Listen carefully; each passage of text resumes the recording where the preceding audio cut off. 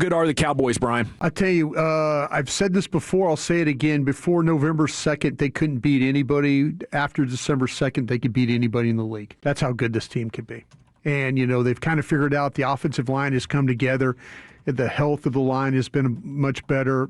I think Dallas can roll out of bed and now run the football. The last time they were really just suffocated was the Carolina game. You had your backup offensive lineman, and they're really not an excuse for that. But this team has gotten better overall. Like I say, the pass rush with the defensive tackles. You can watch Donovan Ezeraku play the run. He's been effective. Old man Clowney's done a nice job. They still struggle a little bit at safety, but overall though the young corners they're leaning on those guys to try and make a play. You're going to get Diggs back. I think Diggs is going to be in a good mindset for you.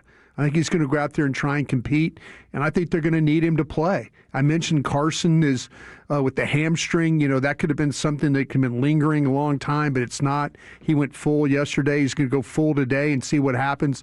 So they're starting to get more of those guys back as well. But they're a very, very difficult team to have to deal with on offense because they have confidence they can run the ball against anybody. They have confidence they can move the ball throwing it with those wide receivers. And then, if you go back and watch the Kansas City game, some of the big plays, like the touchdown that they had to Lamb in the corner of the end zone, Ferguson drew triple coverage basically to open things up on the outside. So they've got a lot of weapons that you have to deal with when you prep for them. Yeah, I think the only team looking at the NFC that I would be sure the Cowboys might not have the best chance of winning is if you have to go to Los Angeles.